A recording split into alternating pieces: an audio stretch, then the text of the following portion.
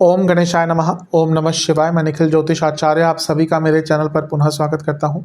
आशा करता हूं कि आप सभी स्वस्थ होंगे। महादेव की कृपा आप सभी पर सदैव बनी रहे। कि वीडियो कन्या यानी कि वर्गों के लिए बहुत महत्वपूर्ण है, क्योंकि वीडियो है आने वाले हफ्ते यानी कि 8 अप्रैल से 14 अप्रैल तक के साप्ताहिक राशिफल के बारे में। कैसा रहेगा कन्या के लिए आने वाला सप्ताह। मेरा साप्ताहिक राशिफल चंद्रमा की गति पर आधारित होता है, यानी कि चंद्रमा किस किस भाव में जाएंगे। क्योंकि चंद्रमा की गति बहुत तेज़ होती है, 2.25 से 2.5 दिन में बदल लेते हैं अपनी राशि, तो बहुत स्वाभाविक है कि पूरे हफ्ते में अलग अलग भावों में जाएंगे, अलग अलग राशियों में जाएंगे, अलग अलग ग्रहों के साथ युति योग और संबंध बनाएंगे। तो इन सब चीज़ों का क्या प्रभाव आपके जीवन पर पड़ सकता है, यही आधार होगा मेरे साप्ताहिक राशिफल का। यदि आपकी लग्न राशि या चंद्र राशि कन्या है, दोनों ही गाइडेंस के लिए अवश्य इस राशिफल को देख सकते हैं। लग्न राशि से ज़्यादा सटीकता आती है, जिनको कन्फर्म है वहाँ से देखिए, नहीं पता तो चंद्र राशि से अवश्य देख सकते हैं। तो शुरुआत करते हैं। कुछ उपाय भी अवश्य वीडियो के अंत में बताऊंगा हमेशा की तरह। 8 तारीख को चंद्रमा ऑलरेडी आपके सप्तम भाव में ही होंगे और 9 तारीख सुबह के 8 तक यहीं पर रहेंगे। चंद्रमा का सप्तम में आना न्यूट्रल होता है। आपके लाभेश हैं तो ये ठीक है, बिजनेस के लिए अच्छा हो सकता है, क्योंकि राहु के साथ युति है, विदेश से लाभ हो सकता है। सूर्य से युति है यहाँ पे तो सरकार से लाभ हो सकता है। शुक्र से युति है, शुक्र धनेश है, ये भी धन दिखा रहा है, तो बिजनेस में पैसा आएगा। लेकिन खराब किसके लिए रहेगा? मैरिड लाइफ के लिए, क्योंकि मैरिड लाइफ का स्थान होता है यहाँ पे ऑलरेडी। इस दिन सूर्य ग्रहण भी लग रहा है 8 तारीख को, और चंद्रमा भी ग्रहण युक्त है, तो ये जो नेगेटिविटी है वो कई गुना बढ़ गई। और इसके साथ ही ये जो समय है आपका, क्योंकि सप्तम भाव है, तो ये आपके इमेज पर भी प्रभाव डाल सकता है। शुक्र भी है जो कारक है वैवाहिक जीवन के। अचानक से उथल पुथल मच सकती है वैवाहिक जीवन में, बहुत लंबे स्तर पर, बड़े स्तर पर झगड़े हो सकते हैं, तो थोड़ा केयरफुल रहेंगे तो अच्छा है। बिजनेस में पैसा आएगा, उसमें डाउट नहीं है, लेकिन बिजनेस पे भी ध्यान ही रखना है कि कोई डॉक्यूमेंट साइन नहीं करना, सरकारी जो बाधाएं हैं उनको सॉल्व कर लीजिए, और किसी कार्य को जो सरकारी कार्य है उसको अटकाइएगा और मत। थोड़ा केयरफुल रहेगा, नाम भी खराब हो सकता है, तो किसी ऐसी आचरण में मत पड़िएगा, किसी ऐसे व्यक्ति के पास मत जाइएगा जिसके कारण आपका नाम खराब हो जाए। नवामसा के अनुसार हर चीज़ पर कंट्रोल रखना है। दशामसा करियर, यानी कि जो लोग जॉब करते हैं उनसे यही कहूँगा, समय अच्छा है लेकिन वाणी पर नियंत्रण और किसी की बातों में नहीं आना। बिजनेस में समय ठीक है लेकिन स्ट्रेस बहुत रहेगा। लव लाइफ गुस्सा बहुत दिखा रहा है। वैवाहिक जीवन ऐसा लग रहा है कि केवल मेटेरियलिस्टिक चीज़ें रह गई हैं, इमोशंस खत्म हो गए हैं, उसका प्रभाव यहाँ पर पड़ेगा। जहाँ तक स्टूडेंट्स की बात है, कम्युनिकेशन पर काम करना है। सेहत के अनुसार लिवर और किडनी की प्रॉब्लम जिनको है दिक्कत पड़ेगी, ब्लड डिसऑर्डर्स तंग करेंगे। सर्वाष्टक में आपका पंचम भाव अत्यंत बली है। मानसिक वेदनाएं हफ्ते के शुरुआती भाग में बहुत ज़्यादा रहने वाली है।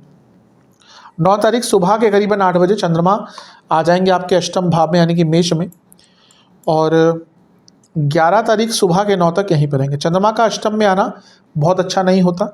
हाँ, गुरु के साथ है तो गुरु हमेशा प्रोटेक्ट करते हैं, और चंद्रमा लाभेश हैं, अष्टम में है, यानी कि अचानक से धन की प्राप्ति होगी।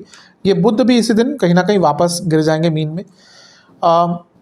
तो इस समय पैसे के लिए अच्छा है, लेकिन चंद्रमा यहाँ से वाणी के स्थान को देखेंगे, वाणी पर कंट्रोल रखना है, और इच्छाएं बहुत बढ़ जाएंगी। गुरु कहीं ना कहीं आपके बाधक हैं, तो हाँ पैसा अवश्य आ सकता है, लेकिन कोई बहुत इंपॉर्टेंट कार्य यहाँ पे अटक भी सकता है गुरु के कारण, तो थोड़ा केयरफुल रहेगा। लेकिन ओवरऑल समय ठीक है।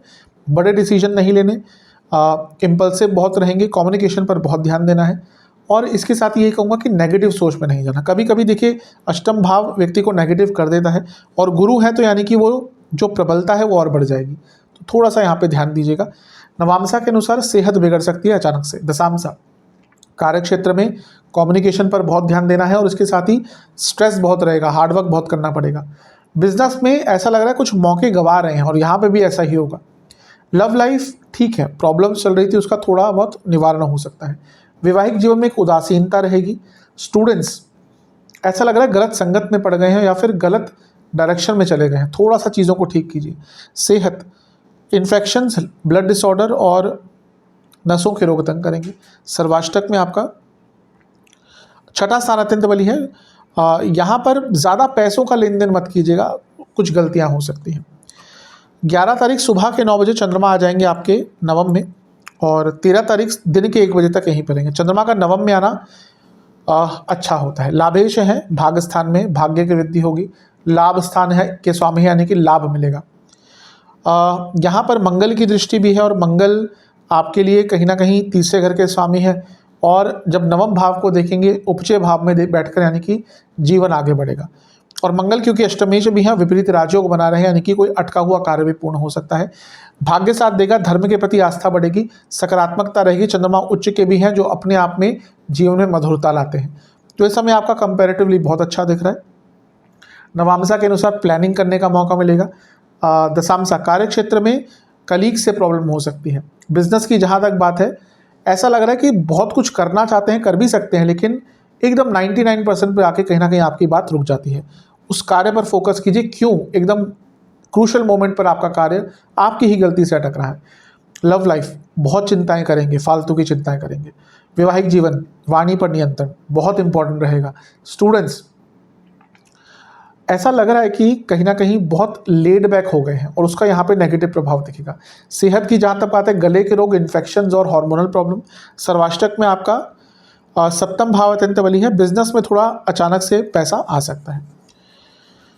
13 तारीख दिन के 1 बजे चंद्रमा आ जाएंगे आपके 10वें घर में, यानी कि मिथुन में, और सप्ताह के अंत तक यहीं पे रहेंगे। चंद्रमा का 10वें घर में आना अच्छा होता है। लाभेश है 10वें घर में, यानी कि पैसा बढ़ेगा कार्य क्षेत्र में। यहाँ पर अर्थ त्रिकोण में 2 बैठे ग्रह का प्रभाव रहेगा, यानी कि सब ठीक रहेगा, कॉन्फिडेंस भी अच्छा रहेगा, लेकिन गुस्सा बहुत रहेगा। तो गुस्से से बचना। चंद्रमा मिथुन राशि में, यानी कि बुध की राशि में, थोड़ा कन्फ्यूजन यहाँ पर भी रहेगा। लेकिन क्योंकि लाभ स्थान के स्वामी है, यहाँ पर लग्न भाव को देखेंगे, और क्योंकि लग्न से 10वें में है, करियर में भी और पर्सनल लाइफ में भी पैसा आ सकता है, पैसा बढ़ सकता है, भौतिक सुखों की प्राप्ति हो सकती है, कार्य पूर्ण हो सकते हैं। तो इस समय कंपैरेटिवली काफ़ी आपका अच्छा दिख रहा है। 13 तारीख को सूर्य का भी राशि परिवर्तन हो चुका होगा, तो वो यहाँ पे आएंगे। खैर, उनका चंद्रमा पर कोई प्रभाव नहीं है डायरेक्टली, तो ज़्यादा कंसीडर नहीं करेंगे, लेकिन समय ठीक है। केमद्रुम योग बन जाएगा, तो कार्य क्षेत्र में लिखा पढ़ी में गलतियाँ हो सकती हैं। नवामसा की जहाँ तक बात है, थोड़ा सा लोग जानबूझकर आपसे उलझेंगे, तो आपको थोड़ा सा शांत रहना है। दशामसा कार्य क्षेत्र में चीज़ें आगे बढ़ेंगी जो अटक रही थी। बिजनेस की जहाँ तक बात है, पैसा बहुत आएगा, समय अच्छा है। रियल एस्टेट आदि में काम करते हैं, बहुत लाभ होगा। लव लाइफ, वाणी पर नियंत्रण, ऐसा कुछ बोल देंगे जो बहुत लंबा आघात देगा रिलेशनशिप में। वैवाहिक जीवन की जहाँ तक बात है, सब ठीक है, लेकिन एक संतुष्टि की कमी रहेगी। स्टूडेंट से मैं यही कहूँगा कि अपने स्टडीज़ में थोड़ी क्रिएटिविटी लाइए। जहाँ तक सेहत की बात है, आपको पेट के रोग, कफ रोग, छाती के रोग तंग करेंगे। सर्वाष्टक में आपका 4था भाव अत्यंत बली है। वाहन आदि, प्रॉपर्टी आदि खरीदने के लिए समय आपका अच्छा है। उपाय के स्वरूप में गणपति जी को दुर्वा अर्पण कर ओम वक्रतुंडाय नमः मंत्र का 108 बार जाप करें। आशा करता हूँ वीडियो काम आएगा। चैनल पर नए हैं, सब्सक्राइब कर लीजिए, वीडियो को लाइक कर लीजिए। अगली वीडियो में मिलूंगा, तब तक के लिए ओम नमः।